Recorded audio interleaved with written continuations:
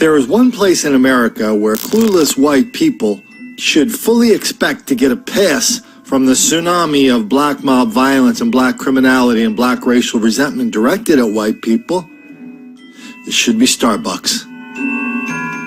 Does anybody remember Race Together from a year or so ago?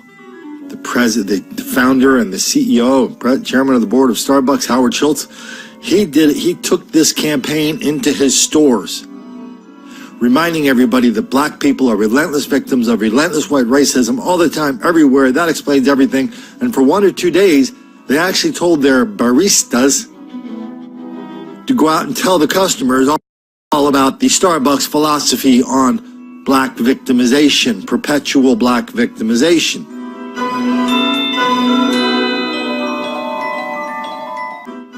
Yeah, well, that didn't last too long.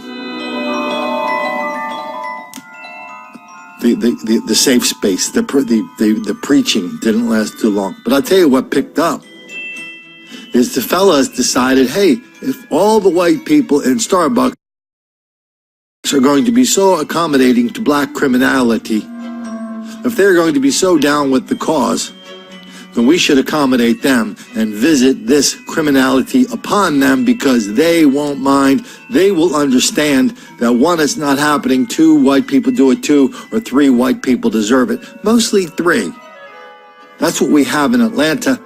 That's what we did a story on a few months ago on YouTube. I'm going to repost that video, a separate video, where we really get into what Starbucks did, where we really get a chance to see the CEO talking about this, how he's in such denial, deceit, and delusion about the safety of his own customers. So let's see what's going on in Atlanta, and pay careful attention to the words in Atlanta. They kind of tell you what's happening, but they kind of just run over it, and they use these really oblique words. But let's just check out Atlanta. And then they were trying to run me over. I was holding on to the hood of a car. A violent ambush at a popular Starbucks as laptop thefts at coffee shops have ramped up across metro Atlanta. And in this latest case, police say bold robbers actually tried to run over the victim. And police say this is the second time in a matter of weeks one of these criminals has turned violent. Fox 5's Jacqueline Schultz joins us live from the Starbucks in Buckhead and has a warning from the victim tonight. Jacqueline? Yeah, this warning affects so many people who take their laptop to a local coffee shop, want to sit down with a cup of coffee and do some work. The victim, though, in this case says he doesn't know how safe it is to bring your laptop in public anymore after police say robbers almost killed him. They could have killed me for a laptop. And the robbery victim has the wounds and bruises to show for it. This is the second case like this in a matter of weeks. Criminals snatching laptops from local coffee shops turned violent. And then they were trying to run me over. I was holding on to the hood of a car. The victim asked us not to show his face or say his name. He says he's glad he wasn't killed Tuesday night when police say at around 7:30, a man went into the Starbucks on the 2900 block of Peachtree Road Northwest and brazenly snatched the customer's MacBook Air laptop. I ran after him. Police say the man jumped into a getaway car. The victim tells me that's when the crooks drove at him. So I stood in front of them without thinking, so I held onto the hood. And then as they were driving off, I slid off the hood to almost to Peachtree Street. Police say they tried to go after the suspect's white Honda Fit, but it got away.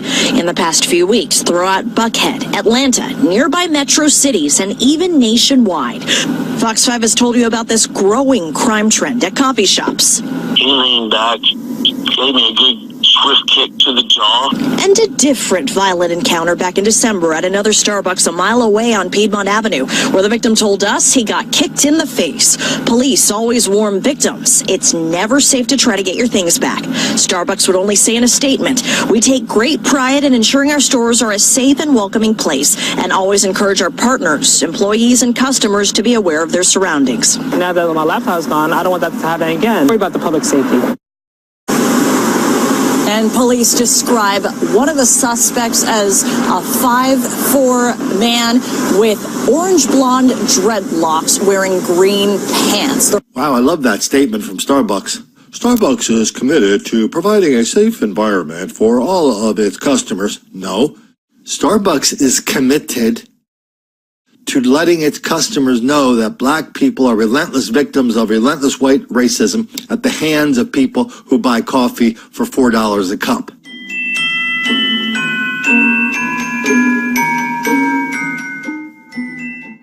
That's what Starbucks knows.